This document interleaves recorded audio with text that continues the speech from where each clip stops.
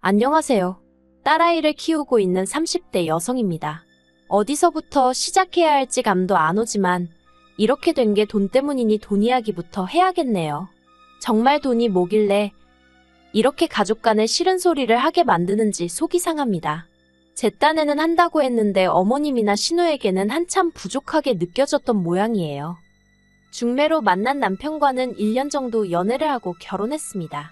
당시 저는 한국에서 직장 생활을 하고 있었고 남편은 국내 최고 대학이라고 꼽히는 S대학에서 석사까지, 이후로는 미국 국립대에서 박사를 끝내고 귀국한 상황이었지요. 허심탄회하게 쓰는 글이니 가감없이 쓰겠습니다. 저는 중위권 여대를 나왔고 직장도 대기업이 아니라서 남편에게 학력이라고 해야 할지 그 부분에 있어서는 솔직히 부족하긴 했어요. 하지만 저희 시댁은 시쳇말로 못 찢어지게 가난한 집안이었습니다. 반면에 그래도 저희는 친정부모님이 재산이 꽤나 있으셔서 돈 걱정은 안 하고 사는 집이었어요. 직장 생활도 생계를 위해서라기보다는 제 나름대로 자아실현의 목적으로 하고 있었던 거고요. 아무튼 가난한 집안의 똑똑한 남자와 부잣집의 평범한 여자의 만남이었다고 정리하면 빠르겠네요. 결혼을 전제로 한 만남이었기에 시댁이 가난한 것은 결혼에 큰 문제가 되질 않았어요. 물론 친정어머니는 개천에서 난 용을 만나면 개천에 같이 끌려 들어가는 세상이라며 좀 더 생각해봤으면 하는 눈치셨지만 어린 시절 가난으로 배움의 뜻을 이루지 못한 친정아버지는 평생 수재 소리를 듣고 자란 교수가 목표라는 사윗감을 어지간히 마음에 들어 하셨지요. 그래서 남편 쪽에서 준비하기 어려운 조건들, 예를 들어 신혼집이라던가 자동차 같은 거 전부 저희 친정에서 해주셨어요. 일단 아파트 같은 경우 20평대이긴 했어도 대출 없이 세금까지 아버지가 전부 다 내주셨고요. 자동차 역시 이름난 세단으로 한 대 뽑아주셨습니다. 그게 다가 아닙니다. 솔직히 농사짓는 시부모님께 과하다 싶은 모피에 명품백도 예단으로 해드렸고 신혼여행비에 아무튼 까놓고 말해서 돈 들어가는 건 다 해주셨어요. 그리고 이 정도면 사실 저희 부모님 입장에서는 사위인 저희 남편이나 시부모님께 생색을 내실 수도 있잖아요. 하지만 오히려 친정어머니께선 시부모님이 이런 일방적인 상황에서 부담을 느끼시진 않을지 걱정하시며 순전히 당신이 원해서 하는 일이니 오해하지 마시라는 배려 넘치는 말씀도 덧붙이셨습니다. 신우는 이런 저희 어머니의 행동을 언젠가 저에게 위선이고 가식이라며 악다구니를 써댔지만요. 아무튼 이렇게 말하고 보니까 정말이지 저희 남편은 저한테 몸만 장가왔네요. 신우 얘기가 나왔으니 말이지만 결혼 생활 내내 저를 힘들게 한 건 시부모님이 아니었어요. 바로 신우가 골칫거리였습니다. 제가 시집 온 직후부터 얼마나 저를 못살게 굴던지요. 어디서부터 이야기해야 할지 모르겠지만 일단 가장 기억에 남는 일 중 하나는 결혼 초 신우는 아예 대학도 안 나왔으면서 저만 보면 저더러 그저 그런 여대를 나온 주제에 자기 남동생처럼 똑똑한 남자를 낚아채다니 제주도 좋다는 소리를 해대던 거예요. 그리고는 걸핏하면 수준 차이가 나서 자기 남동생하고 말은 통하냐고요. 어이가 없었지요. 까놓고 말해서 신우 논리대로라면 신우는 저보다 가방끈도 짧았는데 그러면 자기는 자기 동생인 저희 남편하고 그동안 어떻게 의사소통을 했다는 건지. 솔직히 신우는 이후에도 저를 까내리기 위해서라면 앞뒤 가리지 않고 그게 자기 얼굴 침뱉기일지라도 일단 짓거리기 일쑤였네요. 그뿐만이 아니었어요. 저희는 신혼살림을 서울에 차렸고 시부모님 댁은 저희 집에서 차로 왕복 3시간 이상이 걸렸습니다. 그렇다 보니 한 달에 한 번은커녕 2달에 한 번 찾아뵙는 일도 쉬운 일이 아니더군요. 그리고 당장 아들인 남편부터가 주말이 되더라도 파김치가 되어서는 집에 있고 싶어 했지 시부모님 댁에 가자는 이야기는 도통 하지 않았지요.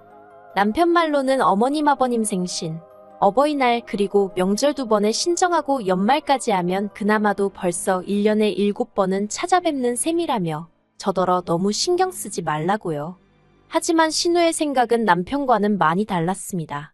신우는 시부모님에 대한 효심만 있으면 왕복 3시간이 아니라 10시간이라도 매주 들여다볼 수 있는 거라며 남편이 피곤해하면 저라도 오면 될 것 아니냐고 역성을 내대요. 그리고는 신우가 한다는 소리가 어머님이 저희 남편을 저렇게 키우느라 얼마나 고생을 했는지 아냐면서 그 수고를 며느리인 제가 알아들이는 게 도리랍니다. 뿐만 아니라 앞으로 어머님 아버님께 용돈이라도 넉넉히 보내라는데 이미 당시에 한 달에 50만 원씩 보내고 있는 걸 뻔히 알면서 어떻게 저런 소리를 하지 싶더라고요. 그래서 형님은 어머님이 그렇게 키워주셔서 아무것도 안 하냐고 한마디 했는데 멍청한 건 답도 없다더니 제가 무슨 뜻으로 하는 말인지도 못 알아듣대요. 말이 나와서 말이지만 솔직히 결혼할 때부터 시댁이 경제적으로 유복하지 않다는 건 알고 있었고 그렇기에 웬만하면 어머님 아버님이나 신우 앞에서는 물론이고 하다못해 남편 앞에서도 돈의 디귿자도 꺼내지 않았습니다. 그런데 결혼한 지 6개월 만에 남편 앞으로 아직 갚아야 할 학자금 대출이 남아있다는 사실을 알게 되었어요. 은행에 다녀온 남편의 표정이 너무 어두워서 무슨 일이냐고 캐물으니 그제서야 털어놓더라고요. 원래는 어머님이 남편 장가가기 전에 그 빚만큼은 정리해 주시겠다 하셨었대요. 그런데 알고 보니까 신우가 갑자기 시집을 가게 되면서 어머님 아버님이 모아두셨던 목돈이 전부 그쪽으로 들어가게 되었다나요. 처음 이 이야기를 듣고는 어찌나 속상하고 답답하던지 그래서 친정어머니께 푸념하듯 이러한 상황임을 말씀드렸습니다. 결단코 어떤 도움이나 뭔가 바라는 바가 있었던 건 아니고요. 그런데 친정부모님께서는 사위도 자식이나 마찬가지라며 당신들이 갚아주겠노라 하시는 거예요. 하지만 제가 거절했어요. 이제 정말로 독립된 가정을 꾸렸으니 최대한 저희 힘으로 빚도 갚고 자리를 잡고 싶었거든요.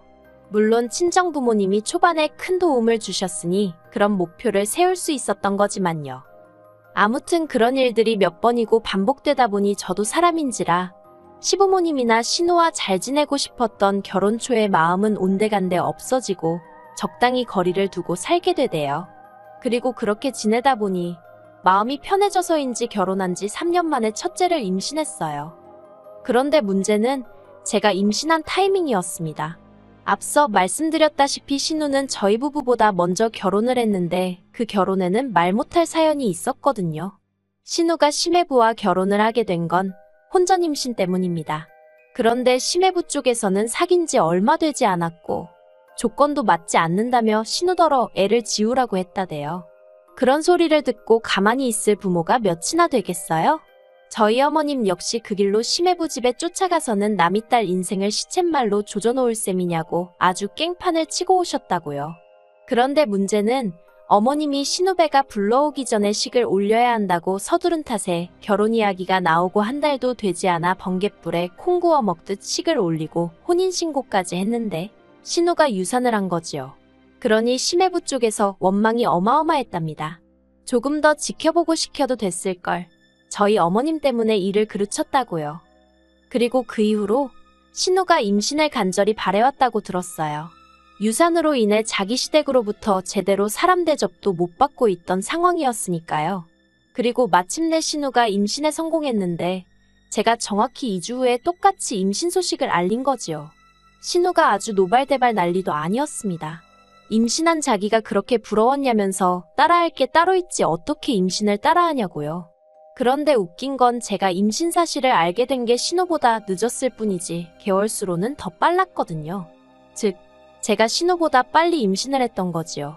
하지만 신우한테 설명을 해도 뭐 들을 생각을 안 하대요. 그리고 솔직히 신우의 그런 반응은 별로 신경도 쓰지 않았어요. 오히려 어머님이 저를 더 마음 아프게 하셨거든요. 어머님께서 하신다는 말씀이 왜 하필 지금이냐며 저더러 분위기 파악 좀 하지 그랬냐대요. 이미 한 임신이야 어쩔 수 없지만 그 소식을 꼭 지금 이 타이밍에 알렸어야 했냐고요. 황당하고 서럽고 어이가 없더군요.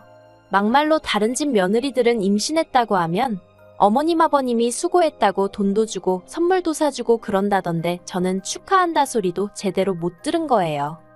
솔직히 신우가 저에게 자격지심을 갖고 있다는 건 진작부터 눈치채고 있었어요.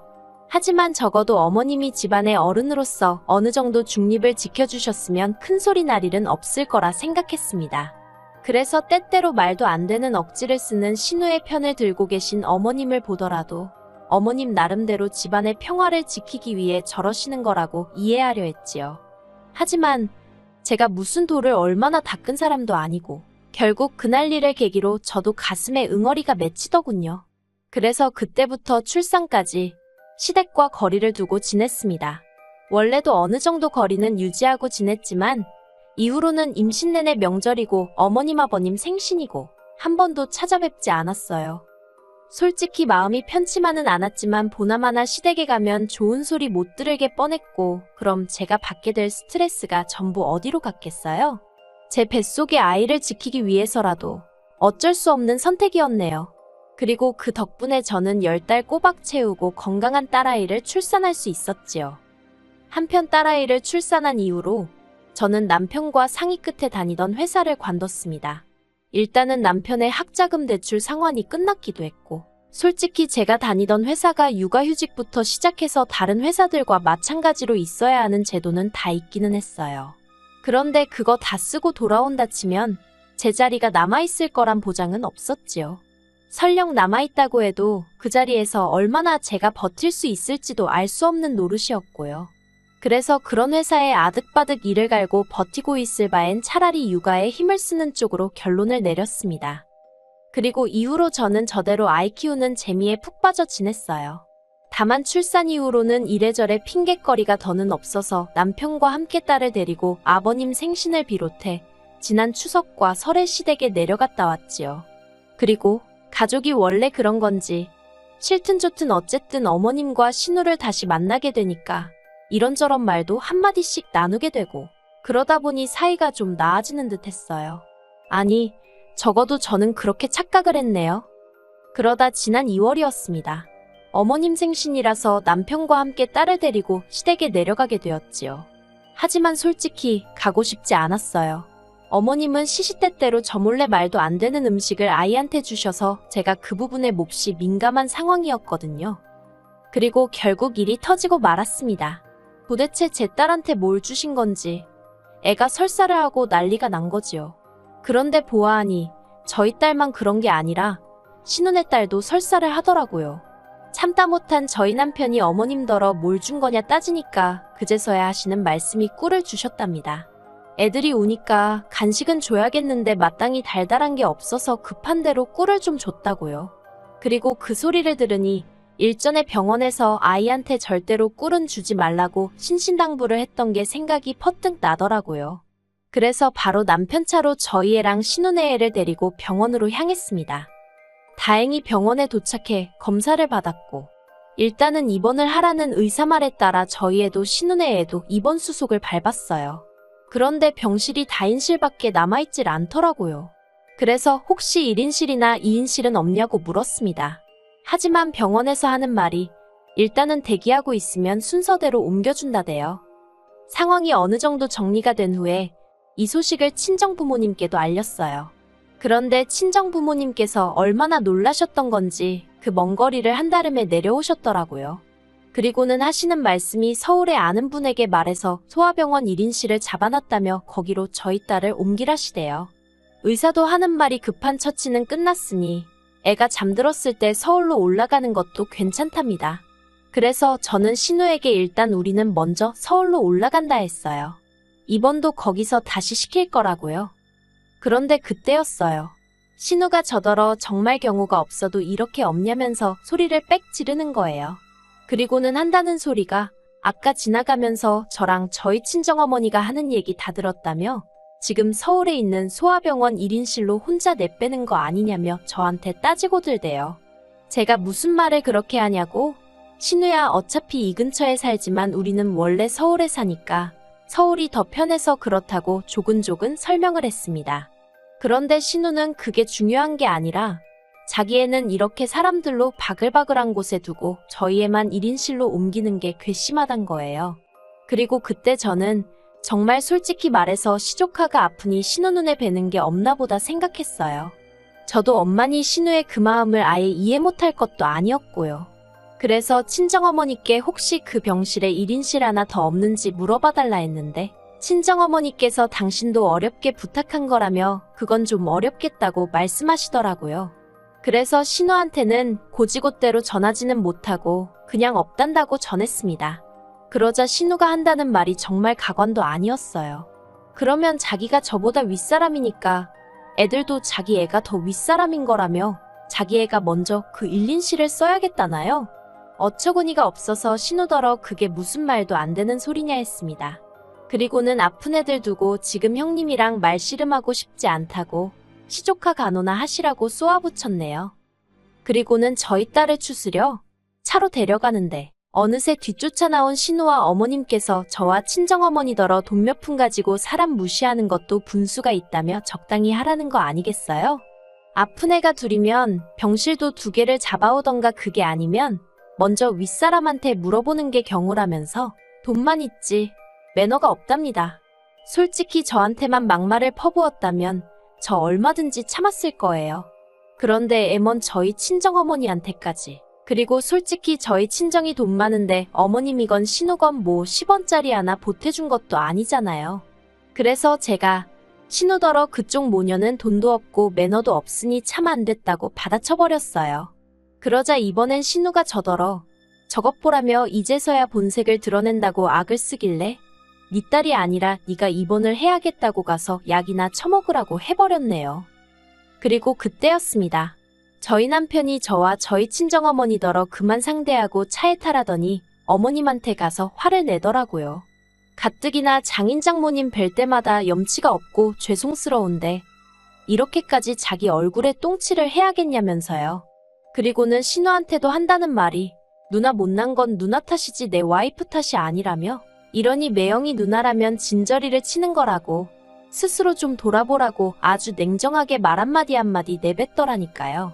그리고는 진심으로 저와 저희 친정부모님께 사과할 때까지는 서로 영 끊고 살자며 뒤도 안 돌아보고 차로 오대요. 친정부모님께선 남편더러 그래도 낳아주고 길러주신 부모님께 말을 그렇게 하면 못 쓴다고 당신들은 괜찮으니 나중에 사돈어른들께 죄송하다 말씀드리라 한마디 하셨습니다. 그런데 남편의 태도는 너무나 단호했어요. 이번에 확실히 정리하지 않으면 계속해서 제가 당하게 될 거라며 믿고 맡겨달라 하대요. 그리고 그런 남편의 모습에 친정아버지가 친정어머니더러 더는 아무 말 하지 말고 사위가 알아서 하게 냅두라 하셨지요. 그리고 다행이라고 해야 할지 애석하다고 해야 할지 지금까지도 신우고 어머님이고 둘 중 그 누구도 저나 저희 친정어머니께 사과하지 않았어요. 저는 그래도 용돈이라던가 하던 도리는 해야 하지 않나 싶었지만 남편이 그마저도 못하게 해서 아무것도 해드리지 않고 있는데 솔직히 저로서는 불편한 건 하나도 없고요. 그저 신경 쓰이는 게 있다면 남편의 기분 정도랄까요. 하지만 제가 나서는 일은 없을 거예요. 결혼 시작부터 그날까지도 저는 제가 할 수 있는 최선을 다했기에 그 어떤 후회도 없거든요. 앞으로는 그저 남편과 제 딸 그리고 저희가 이만큼 살 수 있게 도와주신 친정부모님만을 바라보며 가정을 꾸려나갈 생각입니다.